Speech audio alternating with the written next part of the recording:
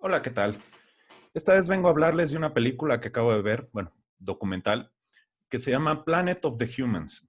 Este documental fue producido por Michael Moore, el mismo que hizo el documental sobre la guerra de Estados Unidos contra los países de Irak y de Afganistán.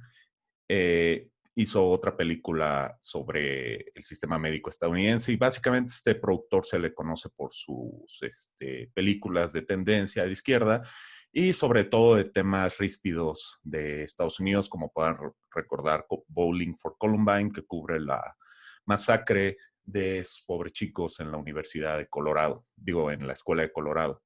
Ahora viene a producir este documental de Jeff Gibbs que se llama Planet of the Humans.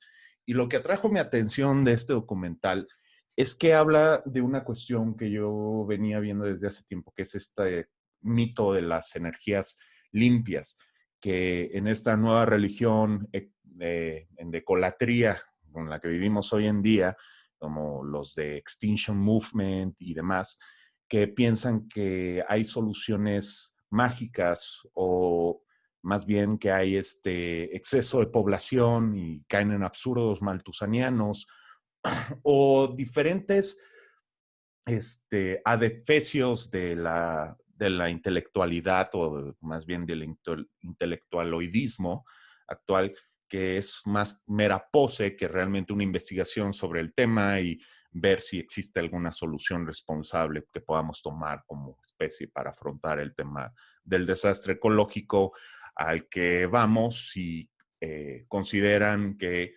por ejemplo, las teorías sobre el cambio climático van a llevar a un calentamiento global, el cual va a incrementar el nivel de los mares. Me gustaría decir que ya es ciencia probada, hay consenso, pero así no funciona la ciencia. La ciencia funciona mediante pruebas y en laboratorio, utilizando el método científico. Y la verdad es que pues no se puede probar un sistema climático a nivel global. Lo más que existen son programas de computación y escenarios llevados a cabo en ellos con ciertos algoritmos que las computadoras interpretan y básicamente se puede tener cierta coherencia dentro de una predicción con un margen de error. No me voy a meter en ese tema. Yo creo personalmente que el cambio climático evidentemente existe, está causado por seres humanos, sin embargo, no es un hecho científico, pero esa es harina de otro costal. Ahora bien, ¿de qué habla esta película? Esta película habla de cómo las energías limpias invitan a este mito de que se puede superar la crisis energética y medioambiental usando las energías llamadas renovables. Sin embargo, de renovables no son nada porque como platican en la película, pues básicamente necesitas materiales de un tipo de minería compleja, necesitas gastar petróleo y muchas veces no recibes el retorno de la inversión de ese petróleo que estás produciendo. Como quien dices, te sale mejor medioambientalmente quemar ese petróleo que utilizarlo para fabricar estos componentes. No voy a hablar de la película nada más, más bien lo que quiero hacer es un addendum, porque hay un concepto, bueno, hay algunos conceptos que no abordan y que me parecen fundamentales para comprender ampliamente este tema, con cabalmente entender qué es lo que está pasando. Y de lo que les vengo a hablar en este momento es del EROI. EROI significa Energy Return for Energy Investment, Invested. Es algo así como el ROI, de Return of Investment, pero en términos energéticos. Eso quiere decir que sigues la producción energética desde su inicio, como aquí se muestra, pues la torre de petróleo, la extracción, el refinamiento, el transporte y la infraestructura de transporte, más además la combustión en las centrales de ciclo combinado para producir energía. Entonces, si por ejemplo tú inviertes un barril de petróleo y con eso extraes 10 barriles de petróleo y al final lograste producir por cada barril de petróleo que extraes el equivalente a 2 barriles de petróleo, Entonces, la tasa de ROE es 2/1. Y esto también se puede medir en joules y demás. Pero básicamente, una unidad de energía, la que ustedes quieran, ¿cuántas unidades de energía puedo obtener a partir de eso? O sea, pues haciendo un pozo de petróleo, me gasto 50 barriles de petróleo, pero al final ese pozo me produce, pues, qué sé yo, 40,000 barriles de petróleo. Entonces el ROI, perdón, es estupendo. Ahora bien, la fórmula es esta, es muy sencilla, es energy out for energy invested. Es muy sencilla, pero existen otras formas de medir el ROI. También existe cuánto trabajo humano intervino en ello, etcétera, etcétera. Pero simplificándola, esta es la fórmula matemática. Ahora bien, de todas las energías con las que contamos hoy en día, se van a sorprender porque la que más produce por la energía invertida es la nuclear. De ahí le siguen las plantas hidroeléctricas y por último está el carbón, el petróleo, la solar. Solar me refiero a plantar esas granjas de espejos alrededor de una boya, por así decirlo, que produce, ¿cómo se llama? Que produce vapor y hace girar una veleta, lo cual hace funcionar una turbina, etc, etc. El viento, la biomasa y la energía solar.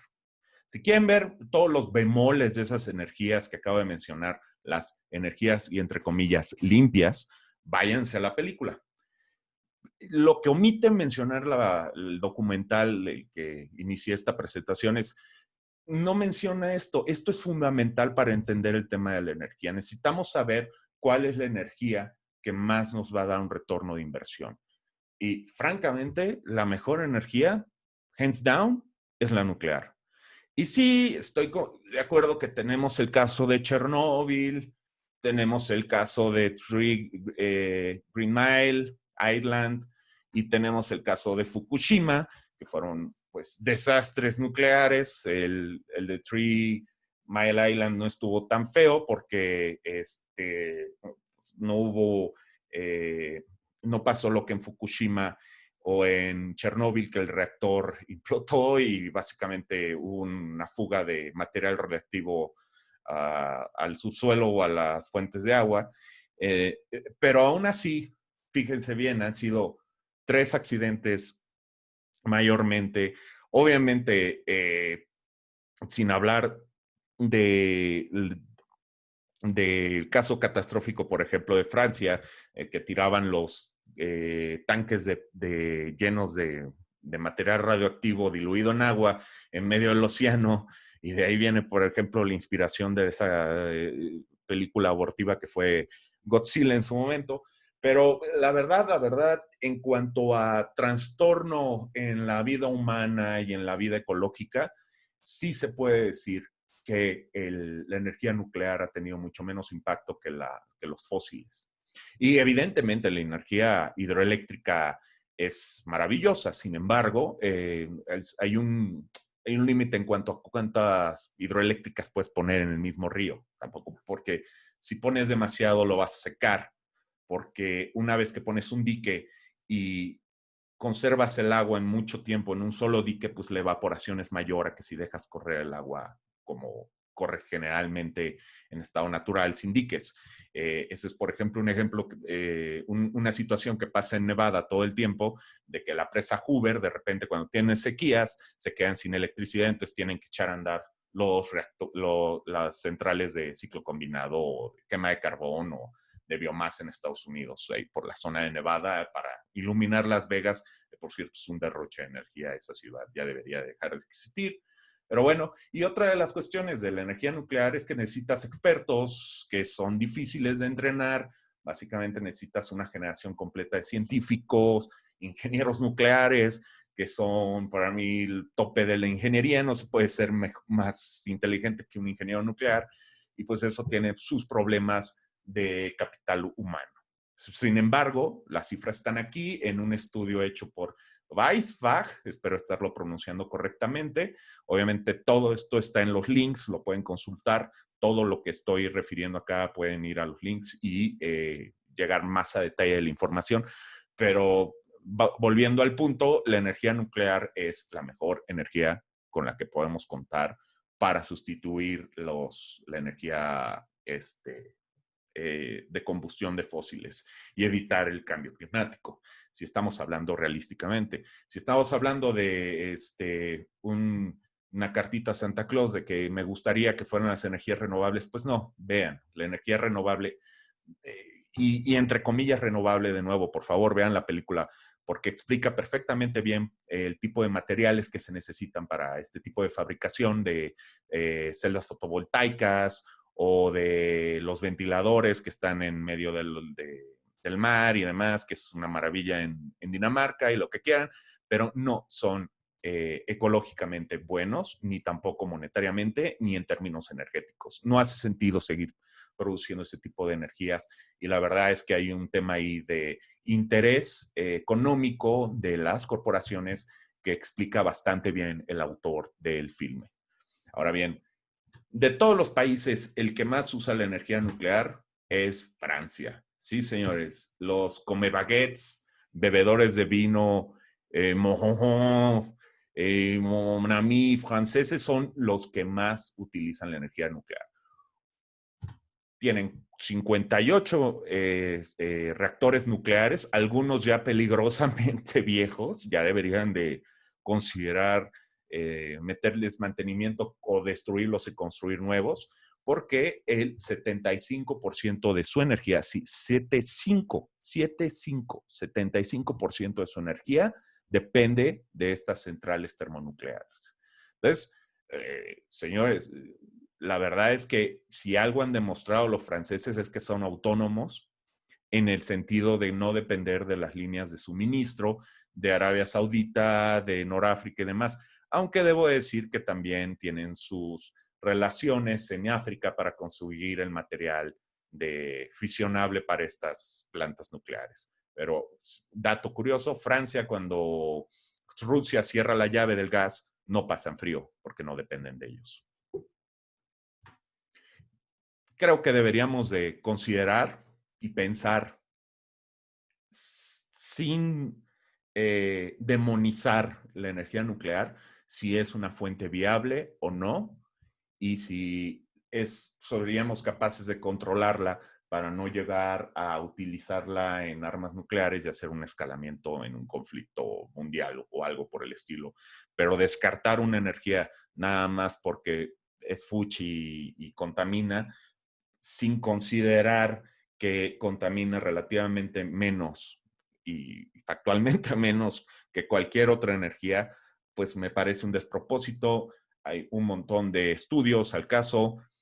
Igual en próximas fechas dedicaré un solo video a hablar de la energía nuclear, aunque no soy ingeniero nuclear, debo decir que nada más soy un divulgador de noticias y de conocimientos prácticos de ciencia.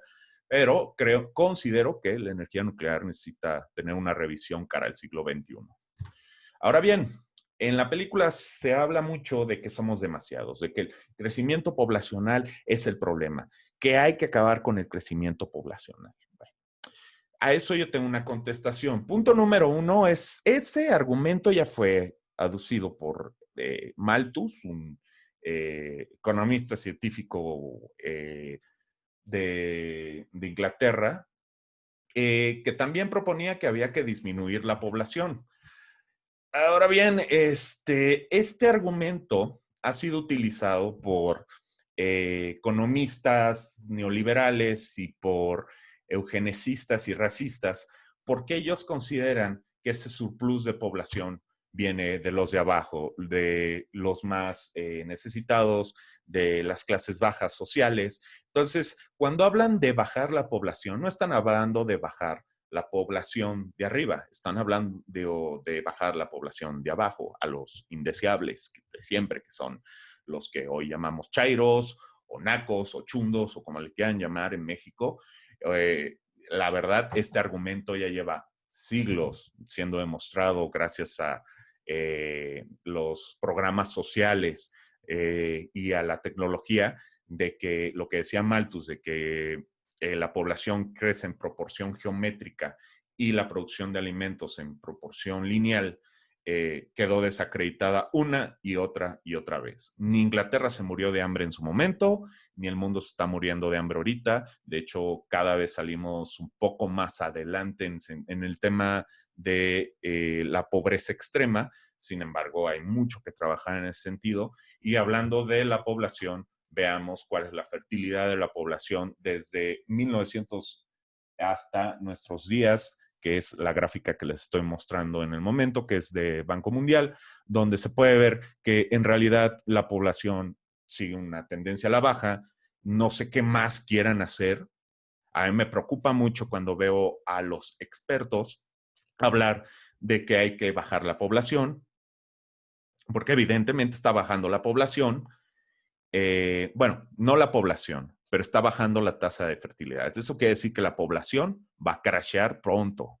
Y eso va a ser otro problema, porque entonces todos los sistemas de seguridad social que tenemos sustentados sobre la base de crecimiento, pues no se van a poder realizar. Pero ese es otro tema del que hablaremos posteriormente.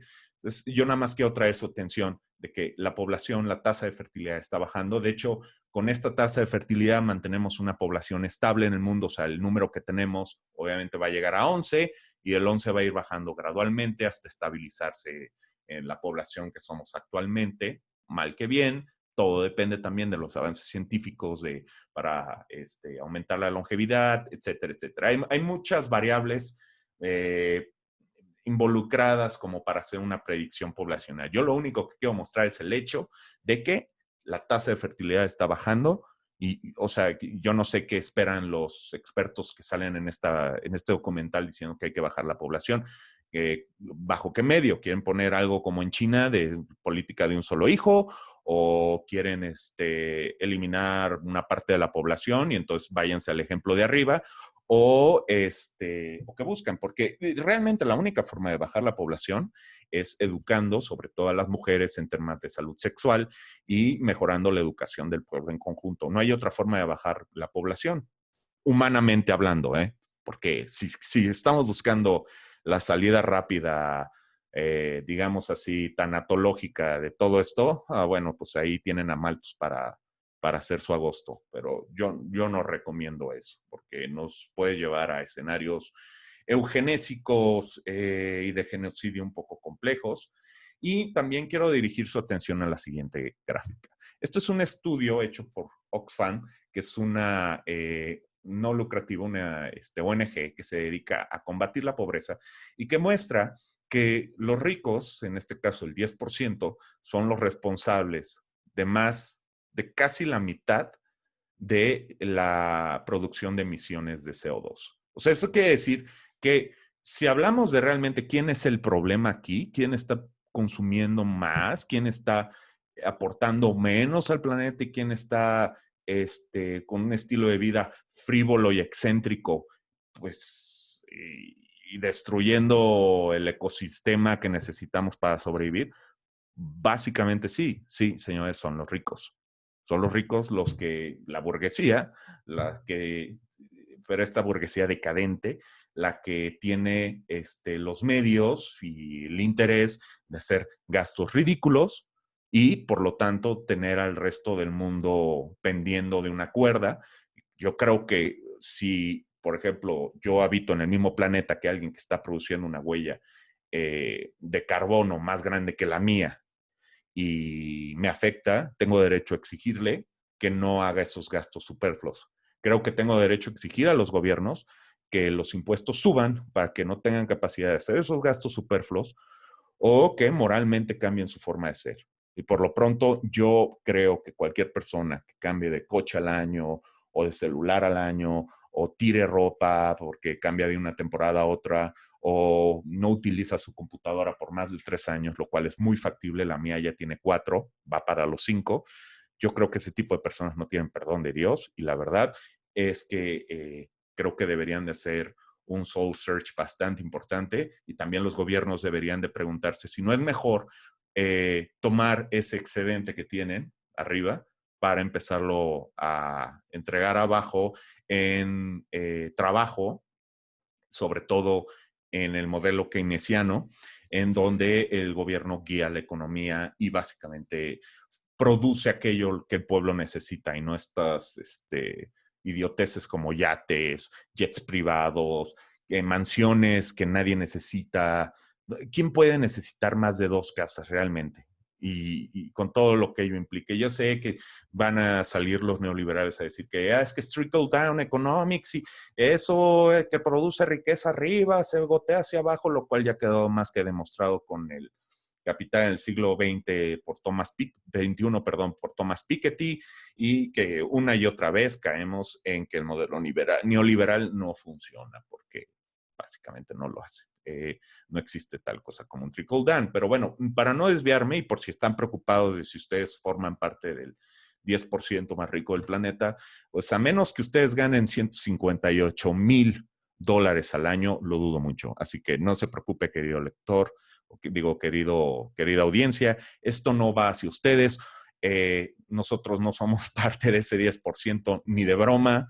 De hecho, yo diría que somos generalmente clase media en México, no somos parte del problema y realmente me parece hasta irresponsable que en estas películas y en estos documentales digan, es que todos somos parte de la solución. No, señor, hay gente que es más responsable que otra y esos deberíamos de dirigir los dedos antes, o sea, el dedo acusador debe de ir a ese 10% que está disfrutando la riqueza del planeta y provocando un problema a largo plazo, gracias a su estilo de vida extravagante. Y hablo de Trump como primer poster boy de este tipo de cuestiones y pues ustedes echen a volar su imaginación.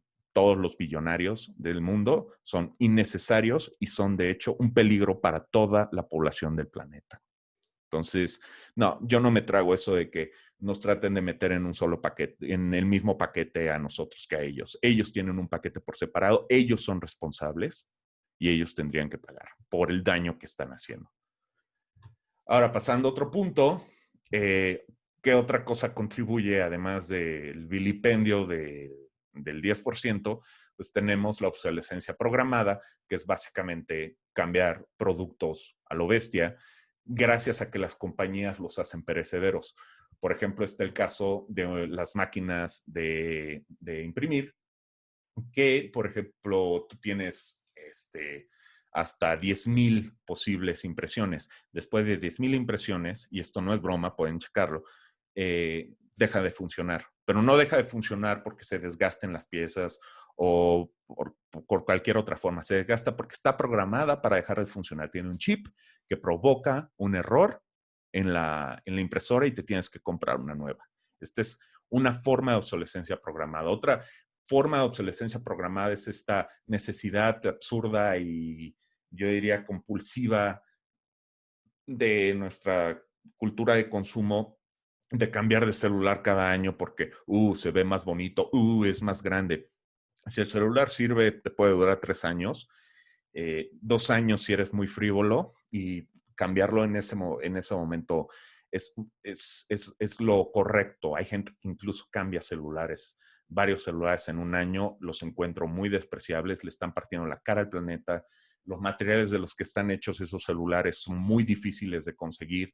De hecho, un elemento que es el cobalto se tiene que extraer de una minería donde participan niños en medio del Congo. Es realmente enfermizo que estemos tirando esos recursos que tanto cuestan algunos en frivolidades. Yo entiendo, todos necesitamos un celular, sobre todo aquellos que trabajamos en un ambiente corporativo o en oficinas o etc, etc. No se puede estar en la vida y irse a vivir al monte como algunos sugieren cuando traes estos argumentos. Si no te gusta, vete a vivir al monte. No sean payasos.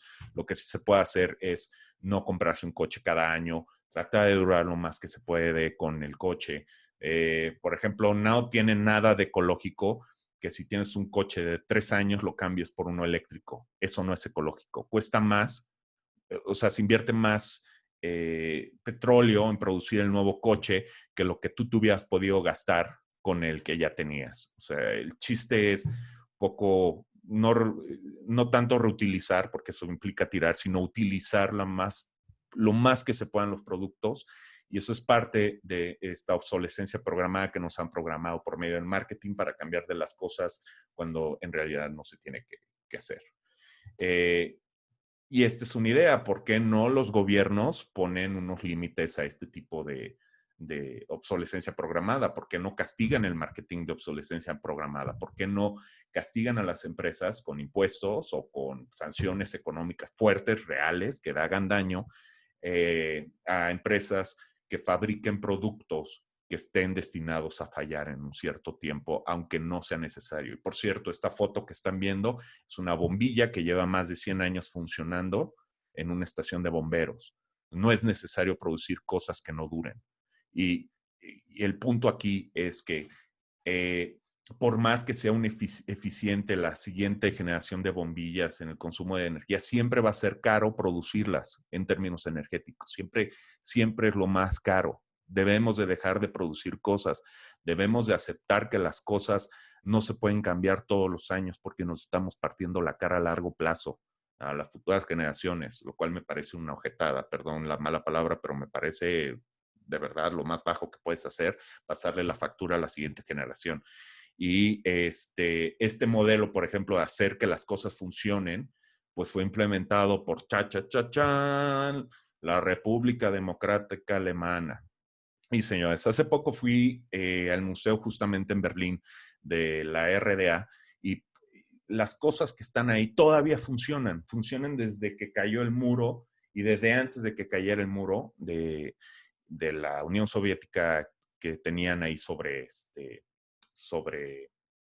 eh, sobre Alemania y que la dividía en dos, pero quitando el comunismo, que tampoco voy a abogar por él, y quitando la policía secreta que tenían en ese entonces, que era un asco, y demás atropellos, creo que ese gobierno tenía una buena noción de qué es lo que se tenía que hacer en cuanto a obsolescencia programada y en cuanto a crear estándares de producción para que las cosas duren más. No sé si, por ejemplo, se puede hacer digitalmente esto, porque realmente los procesadores cada vez se vuelven más rápidos, pero aquí va una idea. ¿Por qué no hacer una tarjeta madre que sea fácil cambiarle el procesador para no tener que tirar todo el equipo de cómputo? Que no sea tan difícil escalar las computadoras. Es mucho pedir. Creo que eso, si tomamos las mejores lecciones de la RDA en cuanto a la planificación de la producción por parte del Estado, obviamente sin tomar los medios de producción o anular toda la empresa privada, toda la propiedad privada y etcétera, etcétera, etcétera, que son cosas del comunismo que para mí ya es un puente demasiado lejos. Yo creo que podríamos hacer una economía planificada en los recursos escasos que tenemos, en vez de hacer una economía basada en los deseos superfluos que tiene la minoría que gobierna a través de la economía. Creo que es una idea que debemos explorar. Y pues conclusiones, tal vez deberíamos de reconsiderar la energía nuclear, sobre todo la siguiente generación de reactores bridges con torio. Por cierto, los reactores actuales de fisión utilizan agua, entonces esa agua queda contaminada y se tiene que guardar en depósitos especiales, etcétera, etcétera. Pero en cambio el torio, que es otro elemento que no es tan escaso, de hecho es bastante abundante, y que abundante sobre todo en la India, y los indios la verdad es que están haciendo grandes esfuerzos por llevar esta nueva generación de reactores. Lo que hacen es, en vez de agua para congelar o para mantener el material nuclear y provocar este vapor que hace girar las turbinas, utilizas más bien torio y entonces tienes otro tipo de no tienes que andar tirando tanto desperdicio, o sea, en términos generales son más ecológicos, o sea, desperdicias menos y el producto eh, es más fácil de contener que el agua. Es menos, tiene propiedades que hace que sea más fácil mantener la radiación, ¿cómo se llama? Eh, contenida. Luego tenemos el EROI, es la mejor medida que tenemos para decidir si una fuente de energía es viable y sobre todo limpia entre comillas, porque no hay energía limpia. O sea, el sol puede ser limpio, el aire puede ser limpio, pero lo que hacemos para producir energía a través de esas fuentes no es limpio. Necesita de minería, necesita de extracción, necesita de producción, necesita de muchos procesos que no son limpios, que utilizan materiales dejan su huella de carbono. Luego, no somos demasiados. De nuevo, Malthus está mal y cualquiera que promueva Malthus hoy en día debería de ser catalogado como futuro criminal de guerra, porque la verdad es nefasta esa ideología. Tal vez son demasiados los ricos, que son el 10%. No podemos mantener el ecosistema y además sus gastos obscenos y frívolos. Y por otro lado, necesitamos gobiernos que regulen la obsolescencia programada, que por lo menos haya un estándar de producción, un ISO, si lo quieren ver así, o una NOM, que diga, oye, ¿sabes qué? Si quieres vender productos en este país, tienen que durar, si son de esta gama, tienen que durar tanto tiempo. No puedes hacer ese tipo de publicidad de cambia tus cosas porque le partes la cara al planeta. O sea, ese tipo de cuestiones, la verdad, sí hay responsables y sí podemos señalarlos. El hecho que nos digan que nada más nosotros somos los responsables cuando en realidad no estamos contribuyendo tanto al problema como ciertas personas, pues bueno, o sea, me parece un ejercicio de futilidad garrafal. En fin, muchas gracias por escucharme y nos vemos pronto. Hasta luego.